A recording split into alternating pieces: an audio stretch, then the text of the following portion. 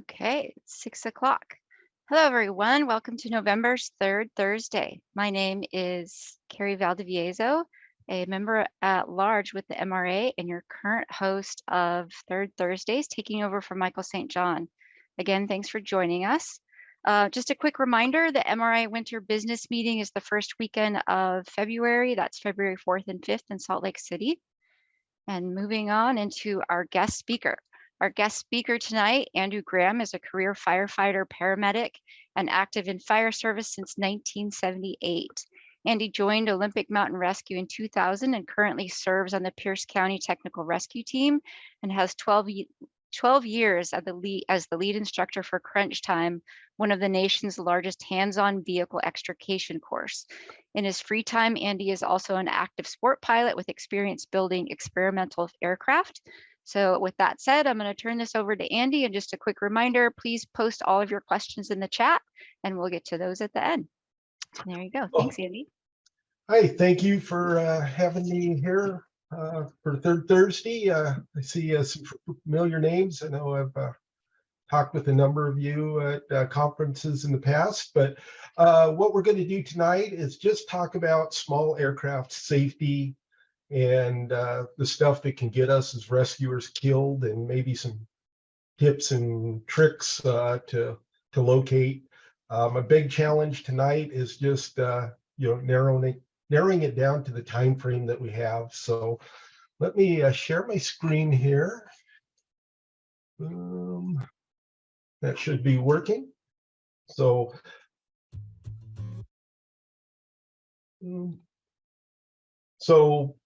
again, as Sophie said, Andy Graham retired a couple of years ago from Gig Harbor Fire Department here in Washington State. Joined Olympic Mountain Rescue back in 2000. And kind of a little background on me. This taught the extrication, went to literally thousands and thousands of automobile wrecks. Taught one of the largest extrication classes in the country. And my bio is a little outdated because I think it ended up being like 17 years as an instructor for that. And prior to that, I taught extrication for years. Now, I always looked at airplanes, as kind of a scary thing. But on the other hand, went in with the attitude is it's just a poorly built car and I'll attack it the same way, not realizing some of the differences and surprises that we can find in aircraft. So I want to just point out that I'm not an expert by any means, but I have taken the time to really dig into this subject and educate myself. Like I said, originally, I kind of considered an airplane like a poorly built car, which they definitely are, but number of years back, I started building my own aircraft and became a pilot and started looking into aircraft and realized there are a lot of things as firefighters, as paramedics, extrication specialists, mountain rescuers that go to these incidents that we're just not aware of that can reach out and hurt us. And so this course is kind of based around that, just information that I've gathered, I put together, compiled, that I can share with other rescuers to keep us safe. So with that, we'll just jump past that. Accidents happen. We'll just go through this really quick. About 1,500 small aircraft crashes per year, and about 450 people per year get killed in small aircraft. I'm not going to mention anything about military aircraft. I'm not going to talk about commercial aircraft. I haven't researched those. I haven't studied. This is just purely focused on the smaller aircraft, the 1, 2, 3, 4, 6 passenger airplanes that crash more commonly, unfortunately. The majority of those are during either descent and landing or taxi and takeoff. And where for some of that matters is, I know in our area, we have some backcountry strips in the Cascades that we'll go into. I know for you guys through that are, Idaho, Montana through the Rockies. There are just tons of them. And if you go on YouTube and, pull up Flying Cowboys, you can see people landing in just some crazy spots, and they do have incidents once in a while. The other thing that, if you look here on this next slide, is what they call controlled flight into terrain. The little cartoon I have there kind of sums it up. Hey, what's that mountain goat doing in this cloud bank, or cumulus granite? Not a lot of percentage-wise. It's a low percentage of airplanes that just fly into a mountainside, but they do. And when they do, it's significant. Usually that's where we're going to find our fatality accidents. And it really varies, kind of 50-50, day, night, good weather, bad weather. Planes just, for some reason, will find a mountain to fly into, or trees. And previous slide talked about mechanical failures and stuff, but as rescuers, I don't think that's something we're really going to focus on right now in the short time that we have. What matters to us is we're responding, and we have to stay safe getting there. So you saw the picture of me with 9549 Whiskey, the plane I started learning to fly in. This plane is kind of near and dear to me. I was at work one night at the fire department, and we got a call out into the Olympics for a plane down, and it turned out I didn't get to go because I was on duty at the fire department. Our mountain rescue unit went up, and the next day I found out it was the plane that I was flying regularly with a couple of my friends. One survived, one did not. So, airplane crashes happen. For most of us, it's a, kind of a unique event. And I wish I could see the poll and see all of you, which I can't. I don't know. Hold on. Show of hands or your little thumbs up signal. How many of you have been to aircraft crashes before? Okay, I'm seeing 1, 2, 3. Yep. So what I'm seeing, a fair number of us, and they are, kind of unique and a little bit scary. The one thing we want to think about as rescuers is any airplane crash is considered a crime scene, and we want to treat it kind of like that. So it belongs to the NTSB until they turn it over to the FAA.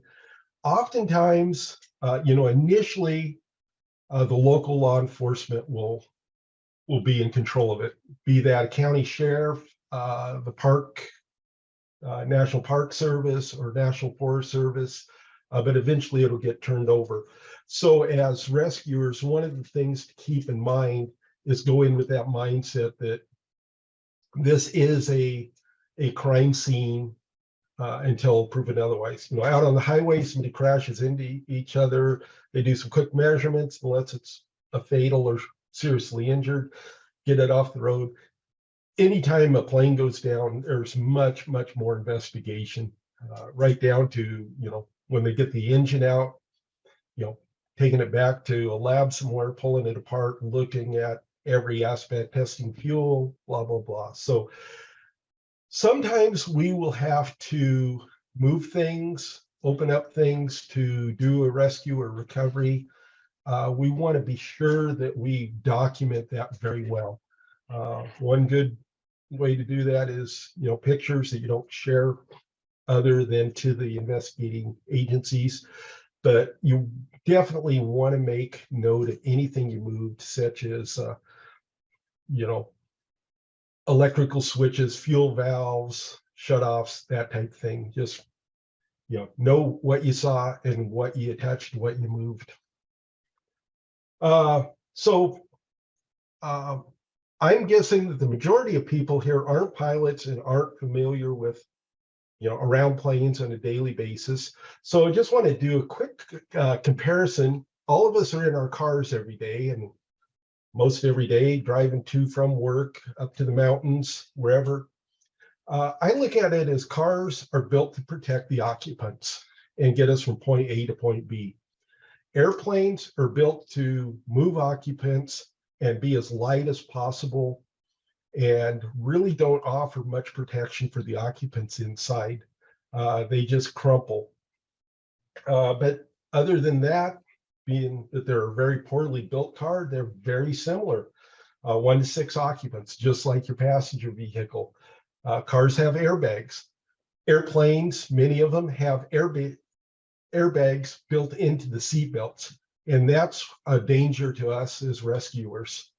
Pretensioners in your vehicle, you get slammed forward, a little explosive device goes back, pulls that seat belt back into the B post or C post.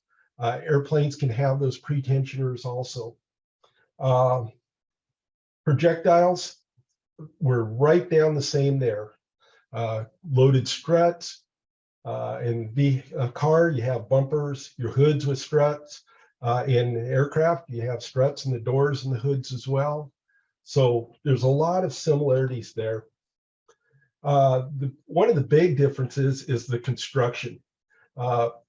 Cars are primarily either aluminum or some type of a steel alloy.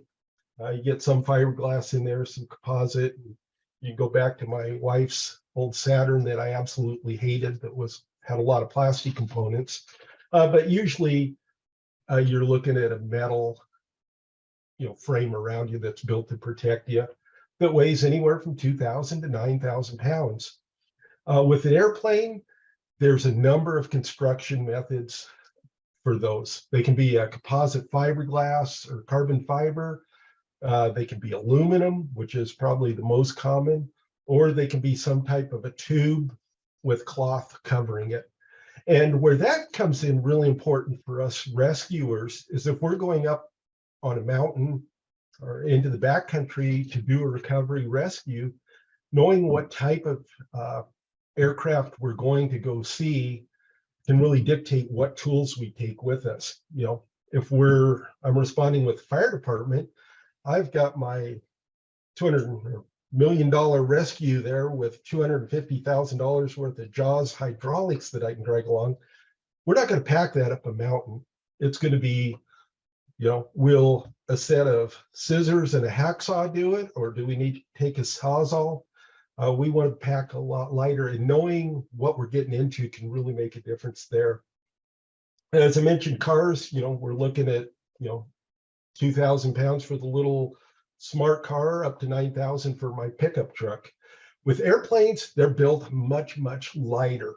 The bottom end of light sport is 256 pounds, and they'll go all the way up to just over 2,000 pounds. I've got 2 pictures here. That 701 there, the blue plane, its dry weight's about less than 600 pounds. And that's a really popular plane for the backcountry. They call that one the Sky Jeep. Over to the 6-passenger Bonanza there, it only weighs 2,100 dry. So, that's good and bad, because if we're up there trying to do an extrication, trying to stabilize something, it's a lot easier to, tie down a plane on a side, which we'll talk a little bit about later, that weighs 1,500 pounds versus the 9,000 pound pickup truck. The disadvantage is with that vehicle that weighs 6,000 pounds, it takes a lot more to get it moving and get it going where you don't want it to go accidentally. Where you walk up on an aircraft that only weighs 1,000 pounds, just a little weight shift in that can cause some problems. The other difference in aircraft is we'll have the BSR parachute systems, which I haven't seen a car on the road yet that has parachute system, and that's one of the things that will kill us. And I'm going to talk extensively about that. The emergency locator transmitters, aircraft have that can help us locate if they're working properly, but depending on how old it is, if they have the old 121.5. It takes satellite passing over it multiple times and up to about 12 hours before it'll say, hey, that's where it is.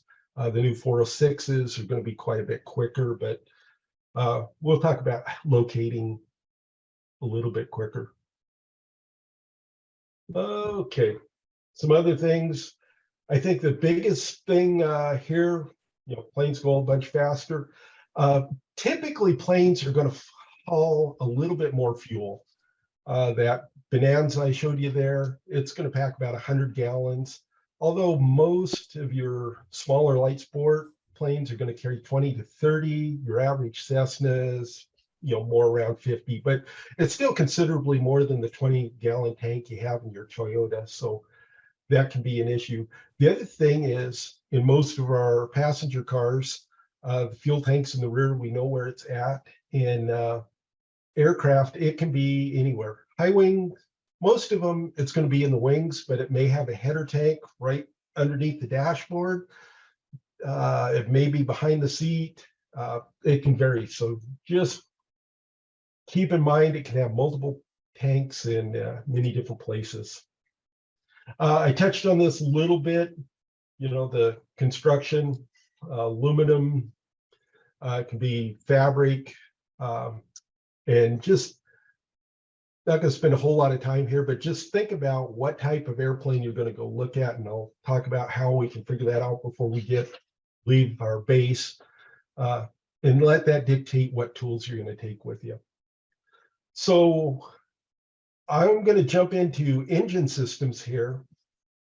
And one of the unique things with an aircraft is that turning the key off or disconnecting the battery may not shut down the engine or disable the engine.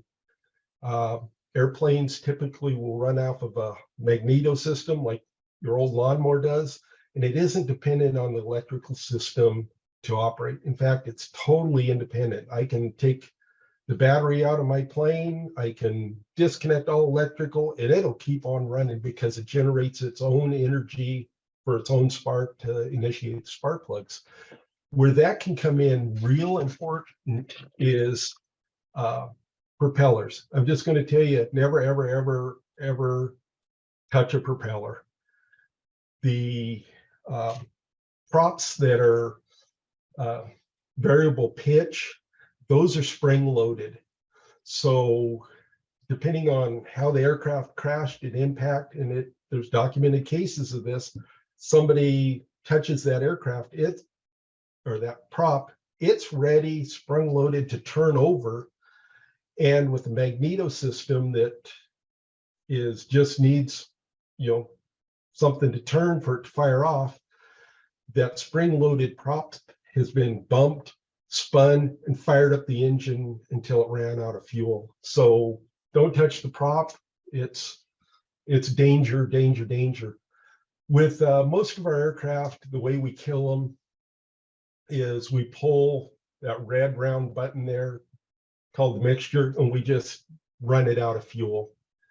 I would say 99.9% of the time when we arrive at an aircraft crash, it's already stopped and it isn't an issue.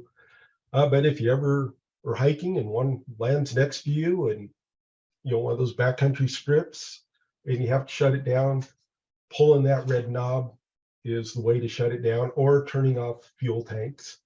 Usually fuel tanks will be something like that.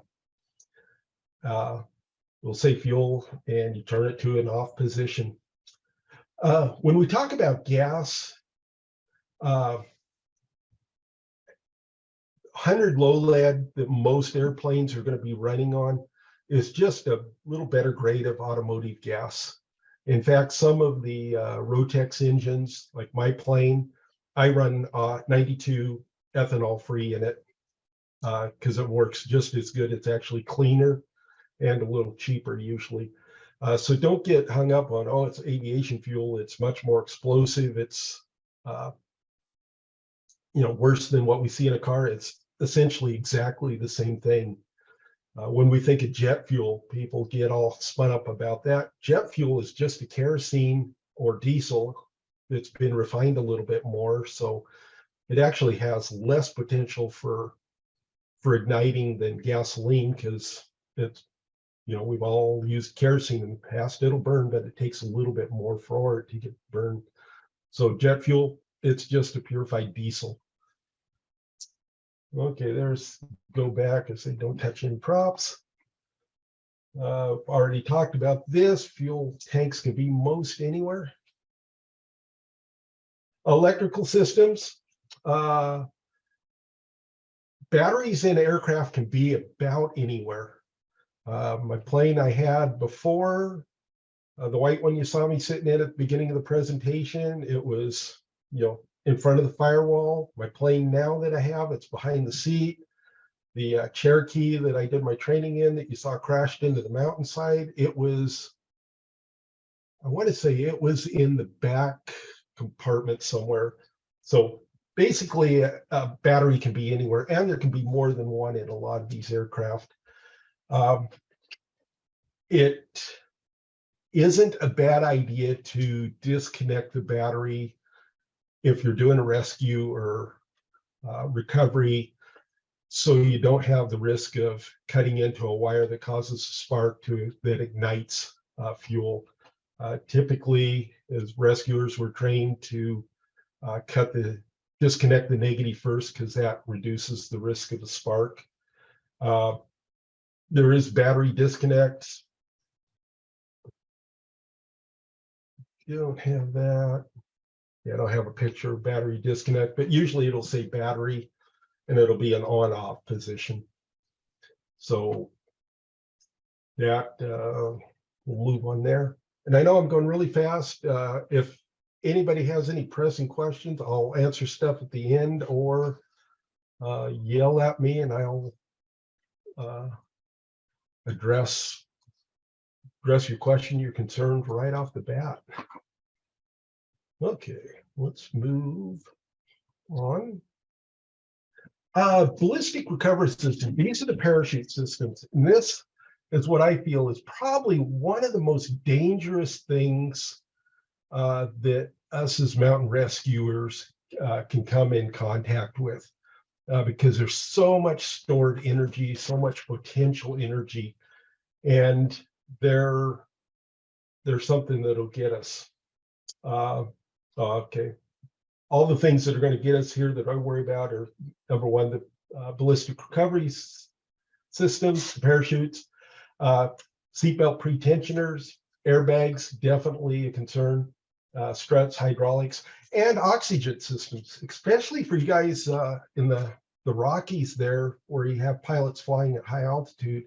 There'll typically be an oxygen system in that plane. Anytime an aircraft goes over 12,000 feet, it should be having an oxygen system on board, which not only is a stored energy component, but it can also, increase the danger of fire because of the rich oxygen mixture. So, well, let's talk about seatbelts, airbags first. How many of you are aware that airplanes can have airbags in their seatbelts? Anybody seen those in the past? I'll tell you, before I started building and getting into it, I had no idea they existed. But yet, this slide's a couple of years old. A couple of years ago when I did the research, there were 30,000 of them out there, and most all of these are retros put in older planes. I believe the Cirrus comes with them new, but most of them that have been installed are, older planes. And they operate a little differently than our car airbags. The airbags in our car are typically a sodium iodide explosive that goes off, creates a blast, lots of gas, goes out, fills up the airbag. In the airplane, it's a helium cylinder, and it's a little bitty cylinder about half the size of a pop bottle that has 6,000 PSI in it. And why does that concern us? Because if we get in there and we start shoving and prying and cutting on a plane, just picture cutting into a cylinder that has 6,000 PSI in it, that becomes a grenade essentially that can cause some real trouble. So let's look at these systems. The seat belt actually has the airbag built into it. And here's a couple examples of a 3-point, a 5-point. And the easiest way to tell if it's an airbag, if it looks really fancy and soft and high tech. If it's a single, just fabric, it's probably not got an airbag in it. But if it looks really cushy and like, oh, that's something I'd want to wear, it's probably got a airbag built into it.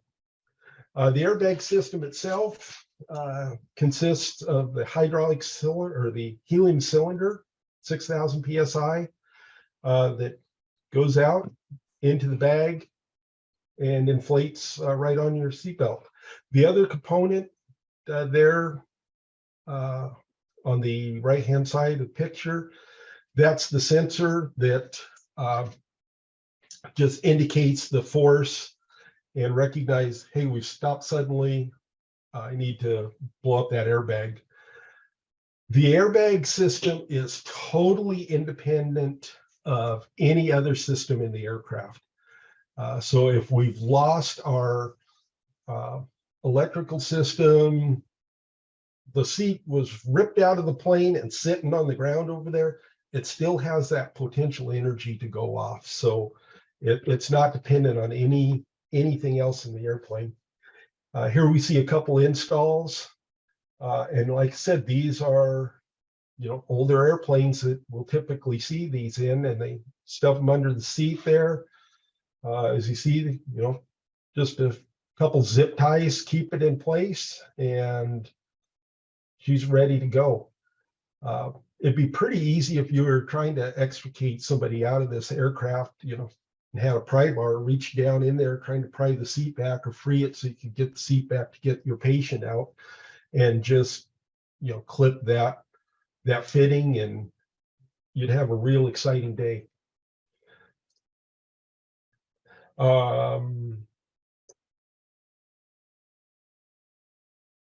The easiest way to disable this system to make it safe is you'll see that little yellow connector pin. And I'm not recommending this is something that should have training, but if you did need to disable it, the picture on the left there, you pull the little red tab, take it apart, it's de-energized and not an issue. One thing that you don't want to do is cut that cable, because when you cut the cable, essentially what you can do is cause a static spark in there and create enough energy to set that off. And as a last resort, you can just cut the air hose, but that's still kind of last resort. Let's see. It is truly a miracle that no one is hurt after two airplanes collided over Centennial today. One making it safely to the ground thanks to that parachute technology. It landed just outside Cherry Creek State Park. The other plane took a heck of a beating in the collision. You can see that gaping hole near the back of the fuselage, but the Key Lime Air pilot was somehow able to...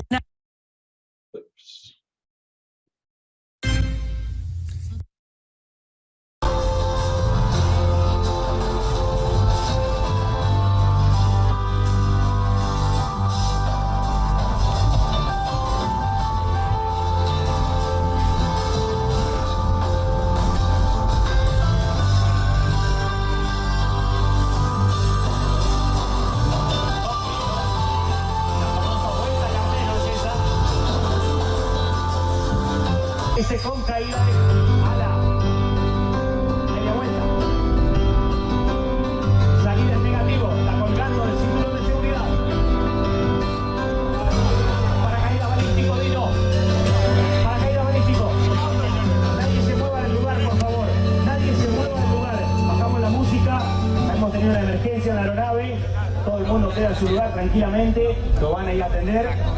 Miren qué bárbaro que estuvo lo del paracaídas balístico. Rápidamente, bomberos, por favor, atentos en caso de que haya algún incendio.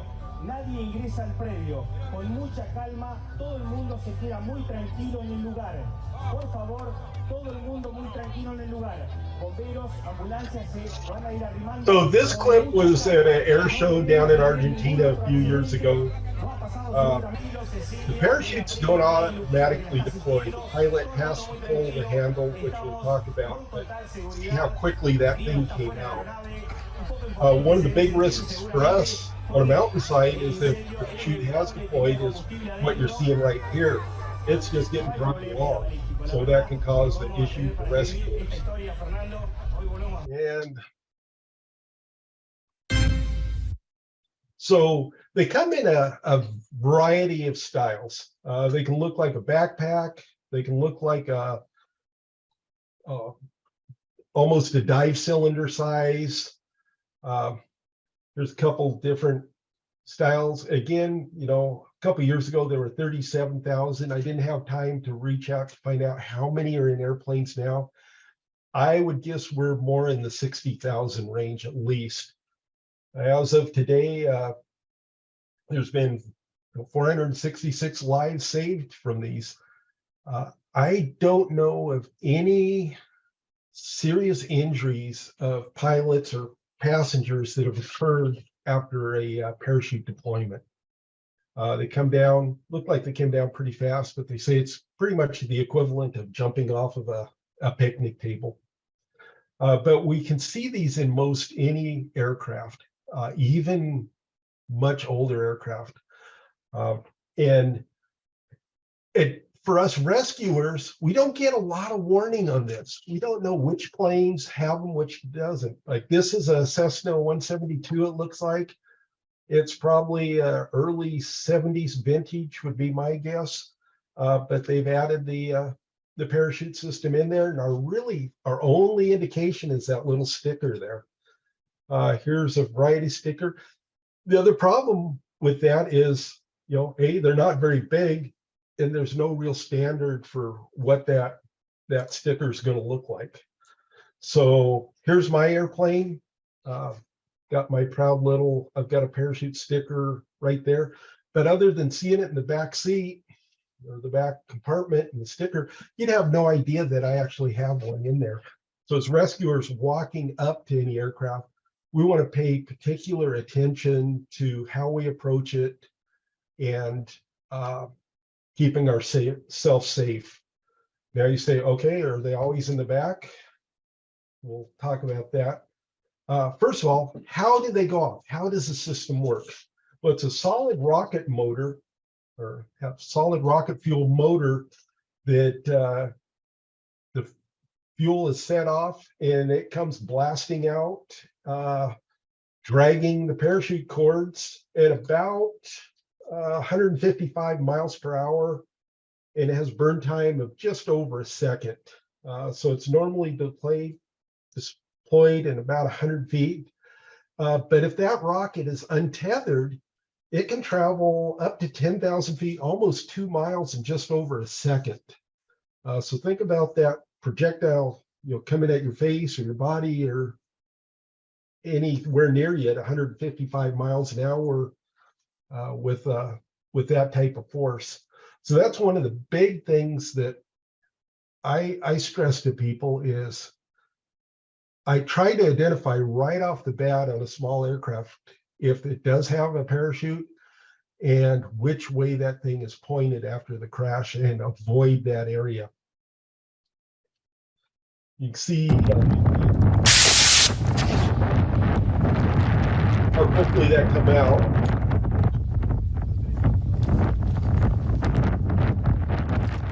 Then here's a big risk to us rescuers. Once that parachute gets caught in the wind, it's dragging it. And again, think about that on a mountain, right? So how does it get set off? There's two primary ways that rocket motor will be ignited. A lever's pulled, and one of two things going to happen. Either it's going to fire like a primer pin, very similar to a rifle or shotgun primer, that gets pinged, explodes, sets off the rocket fuel, or it may have an electronic component that creates electrical charge to set it off. Does it make a difference? No. If it gets set off, it's an issue. So what does the handle look like? Nearly every one I've ever seen is a red T handle like this. And it takes about 3 to 4 inches and about 20 pounds to pull that to ignite it. So they don't get bumped accidentally when you're flying. Takes a bit of force and this movement. The problem we have is once that aircraft has been damaged and that cord has been tensioned or stretched because of the structure of the aircraft has been damaged, it may only take a 1/4 inch of movement to set that off because it's already taken that 3 or 4 inches of slack out of the system. One thing you can do, to try to make it safer is, if we go back here a couple, you see the pin in here that says, remove pin to deploy chute. Typically, as pilots, we'll pull that out so we're flying along. If we have, our wing flies off, like in the acrobatic show, we could pull it without, taking extra steps. So as a rescuer, a zip tie where that pin was wrapped around will keep it from coming out any further. Best thing is don't touch it if you don't have to. That's the other thing that I emphasize, going back to the beginning of the presentation. This is a crime scene. If we have a victim in there that's non-viable, just step back until the authorities have done their investigation, and don't touch anything. Just get out of the way, get away from here, anything that'll hurt you until the investigation's done. Then if you're tasked with removing the body, you can go in and very carefully take care of some of these systems that can hurt you. So we look at this airplane. This is a Cirrus. We'll look at a number of Cirrus. Cirruses are one of the aircraft that we run into that have, one of their selling points is every one of our planes has a ballistic recovery system, a parachute system in it. And I don't know why, but I've got tons and tons of pictures of Cirruses that have been crashed and the parachutes haven't been pulled. Big reason is once you pull that parachute, your plane's totaled. It rips the fuselage apart and it's done. So in this $750,000 aircraft here, nobody's wanting to admit they can't land it. But what we see in this picture is a technique that we've used for years and years and years in fire service called the roof flap. Cut the A-post, that's the ones up by the windshield, a notch up above, and just flap the roof back to gain nice, good access to the passenger compartment. And I can 100% guarantee you this was a fire department that showed up and did the extrication. Now, the problem with this aircraft is that handle is up in the ceiling of that aircraft.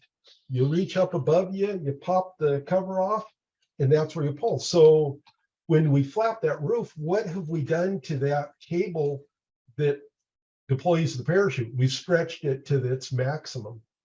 So that's why we always teach an extrication, try before you pry, but really have an idea of those extra components if you're cutting into an aircraft. Now, again, here's another Cirrus. You can see in here the parachute and the fuselage is severely damaged. And if you look really closely, you can see the cable going to that is stretched to its absolute max. So it wouldn't take, much work at all for some rescue or bystander coming up, leaning on the tail, shifting things just an inch or two because it is so light, like we've talked about before, and setting that parachute system off. And that'll change your outlook for the day. Again, for normally the chutes are about 55 feet across. They come in a variety of configurations, like I showed you the square, the one that looks like a backpack, ones that look like they're in a diving cylinder. And usually they deploy out the top and the back, but that isn't always the case. You look at these configurations and these real light aircraft, and this one's right up in the front, still shooting up, out the side on these two. They've also built some for helicopters that shoot straight down to get away from the rotor systems and then invert the helicopter. So I haven't seen one of those in real life yet, but I know they're out there in production. So just be aware they can go any direction. Let's skip over that. If the chute is deployed, that's a real hazard to us, especially up on the mountain, because it's still attached to the airplane. You get between the chute and the plane, just as you saw in that video where they demonstrated that one plane, and it started dragging it down the runway, and people are jumping between the parachute and the little mock-up plane that they had and getting dragged along. The plane in the picture right here happened somewhere in the Midwest in some wheat field or hay field, cornfield, and it was dragged over 1.5 miles from where it landed to where it ended up in a fence. So the way we want to deal with that is ideally get that chute contained, pile rocks on it, limbs, whatever you have. If you start cutting the individual lines that go to it, that's a good thing. But what you want to be really careful is getting between that chute and the aircraft, because you don't want a gust of wind coming up and it dragging it into you. So let's get into size up. I've blasted through this real quick. Like I said, I normally spend about 2 hours on this class, but I'm narrowing it down here. So let's talk about our size up and what we can find out about the aircraft before we get to it. And, just like any rescue we go on, our search, it really starts at the time we're called. If I get called out tonight, I know, okay, it's right down at freezing. We don't have any rain forecast for 2 days, so we're probably not going to have any snow. We're going to have some fog and cold weather. That's going to dictate, how I dress, and, versus our normal Northwest, it's 40 degrees and pouring inches and inches of rain. I'm going to dress a little differently for that. Same thing with our aircraft. When we go looking for an aircraft or recovering the aircraft, find out as much information as you can about that. Typically, from dispatch, or you can dig in a little bit and find what the aircraft you're going after is. And if you can get an N number on it, which whoever's the reporting authority calling you for the search should have, that can give you a lot of information. If I'm going to an aircraft crash, from our guy that does our call out, it's like, give me an N number. And what I'll do is I'll start Googling, and I'll get pictures that will tell me, with a little Googling, the construction, possibly how much fuel was on board. I may even be able to find out any modifications on that, depending on the type of aircraft. I can figure out if it had a parachute or airbags before I even leave my house. So, and again, the flight path.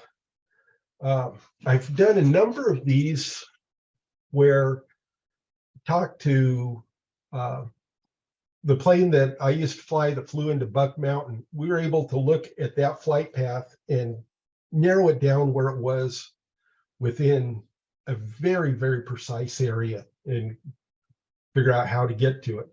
I know in conferences, I've talked to several of you that have showed me, talked about plane crashes, and right there in class, I've like, let me see a picture of the plane. Oh, there's the in number. And I pulled up and been able to look and go, that plane was located right there.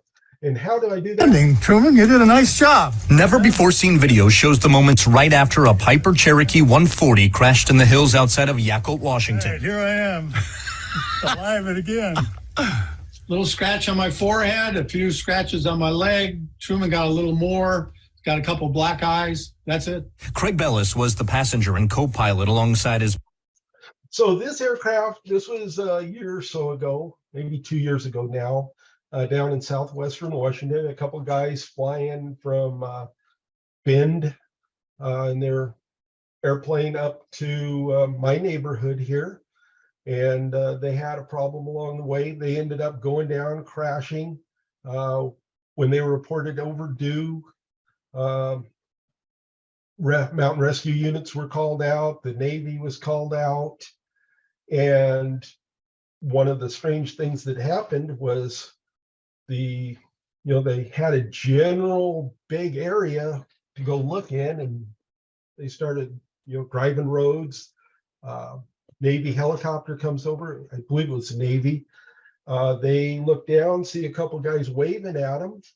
And so, they wave back and call base and say, hey, we see a couple guys. Are those rescuers? Yeah, those should be rescuers up there. Okay, flew on. And it was several hours later before they actually figured out the guys that were waving were the ones from the aircraft crash. So I, sitting here at my computer, looked at it and said, okay, let's figure out where this thing was and how easy it would have been to figure this out before the, we even went up the hill. And so I went to FlightAware, had the tail number of the plane, and I put it in and like, okay, here's their flight path and where they were planning on flying and where they disappeared. And okay, here's information about their elevation, their speed. So let's zoom in on this a little closer. Okay, that gives me a little more information. Zoomed in a little closer, and it's like, okay, they were right there. They made a turn. I can look at the terrain. It looks like they were trying to go away from the higher elevations and look at a little closer. Okay, that's where we lost radar contact. I look at their speed profile, their elevation, and this didn't quite line up. The other map I was looking at didn't have the topography, but I was able to go, just based on that, that plane should be right there. And also looked at, okay, what kind of plane is it? There's pictures of the actual plane. And I was able to narrow down within 100 feet of where that plane landed just based on its glide pattern and the terrain. So that's something that I recommend anytime we're going to an aircraft crash to look into, and it'll narrow things down. And then it boils down to looking at the right gear, personal gear, appropriate clothing, and what tools you're going to take based on the type of aircraft to do an extrication. Always be thinking, of course, of the biohazards, and approach any downed aircraft like it's a loaded gun. And with that, I am right at my 45 minutes, which I was allotted. Like I said, I've been to a number of, this plane actually was one I was rafting down the Green River in Utah, and it was a fire on the side of the river. And as we're floating by, one of the guys in the raft goes, hey, Andy, what do you think that debris up on the side of the hill is? Looked up there and instantly realized what it was. We go up, and I expected to find a couple fatalities in here, and it turned out the group right in front of us, just as this was burning, a guy came busting through the burning bushes and said, hey, get my brother out of the plane. They used kayak paddles, went up, got the passenger out, who was pretty severely injured, but survived, and got him down around the corner right before we came along. So both individuals survived, but it was a case of high air density where they flying over the gorge decided to drop down, in the morning. They were actually on their way to the Arctic Circle to fly the canyon, and then just didn't have enough power to get back up and ended up doing a forced landing. Real quickly here, let's just look at a few pictures before I sign off. What do you see in this picture? This is a airplane that's crashed, obviously, but go ahead, if you can, unmute yourself and yell out what you see in this picture that would concern you as a rescuer. Anybody? Is that a fire extinguisher, some sort of canister down there? Okay, you're looking at those right there. That's Yeah. actually the ballistic recovery system. So Okay. the one on the bottom is the rocket, and the other one is the parachute pack. Okay, here we have another Cirrus that had a less than desirable landing, but again, it's got a parachute, ready to go there. Another Cirrus, totally had a lot of pictures of Cirrus that had a less than desirable landing. Still has the parachute, it hasn't deployed. But again, in this aircraft, that handle is in the ceiling, and that ceiling is severely compromised. So I'd be really worried about that, blasting out and ricocheting off the ground. One thing I didn't mention is where those parachute handles are located. And the answer are anywhere. The Cirrus has them up here. My airplane has it right behind the seat. Had a picture of Flight Designs. It's a little kind of behind the seat. I've seen them on the dashboard panel, right next to the throttle in the mixture switch, which you're going to kill the plane. The key is if it's a T handle, don't pull it. It's probably a good chance it's an aircraft recovery system. What do we see that's a danger in this picture? What is, if you walked up as a rescuer, what do you go say, I'd be a little bit concerned about that? You have wind kicked up. Yeah, Okay, and wind somebody kicked up. says an unsecured chute. Yeah, we have an unsecured chute. Definitely, it's probably not going to go too far because everything's stuffed in the trees. But I look at the bigger picture here as a rescuer, and we've got, 4 sheriff's deputies, I'm going to guess, sitting under trees with broken limbs that are ready to come down and bonk them in the head. So it's kind of an unsecured scene. And yeah, I don't have an answer for how you're going to deal with that. Securing aircraft, these are all mountainous ones. Typically, back to the weight of our aircraft being light, usually our rescue rope or our climbing rope is totally going to be sufficient for securing these aircraft because there's not a whole lot, if you get them tight off tight, not a lot of dynamic force, and they're well within the capabilities of our ropes. We might not have a 10-to-1, 15-to-1, whatever your organization tries to shoot for, but it's probably going to be within the limits of the rope to keep it from heading on down the mountain. Okay, so, I will be quiet now and just skip through the rest of this. Yeah, so if anyone has any questions, feel free to post them in the chat. So any specific, Andy, any specific areas that we should tie our ropes to secure the aircraft? It's whatever solid. I would go for the fuselage typically. The wings are held on, like on a Cessna 172, our most common airplane probably. There's actually 2 bolts in each wing and then one in the strut that attaches it to the fuselage. So if those are damaged, I mean, they're robust, they hold the plane up most of the time. But if I could go for, around the fuselage, I'm going to go for that. Same with landing gear.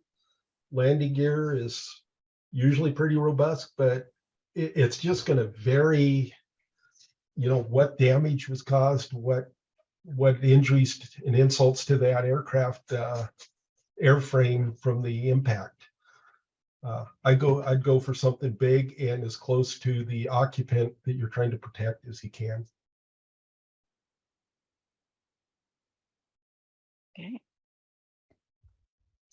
If there's any other questions, feel free to post them in the chat. Andy, if you like, we can share your info if anybody has any further Oh questions. yeah, absolutely. Okay. I'm happy to come to your organization if I'm out traveling and, make up lies and pretend to know facts. So we have a question. It would be great to see the differences that a helicopter might present. Yeah, and to be honest, I don't know. I am not the guy to ask that. I know, Charlie's our helicopter expert in the group. I've been to a couple down rotor wings, but I really haven't dove into educating myself on, what to watch out for in them. But I'd imagine it's some of the same issues. Hey, Andy, it's Charlie. I'll just jump in and say there are no, there's no sort of deployment or explosive issues that one needs to really worry about in helicopter accidents. Just the good news about helicopters is if they're in forward flight, they usually can, even in a loss of power, can find a way to exhibit a controlled flight to the ground. So we're fortunate that they're usually not a disastrous outcome, but there's no mechanism for parachutes or anything, at least not yet, out of helicopters.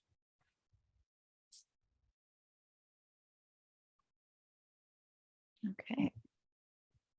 Thank you, Charlie. Thank you again for your time, Andy. This was great. I think we've all got some information to take with us when responding to downed aircraft missions. And everybody have a good night. Thank you. All right. Thanks for having me. Bye-bye.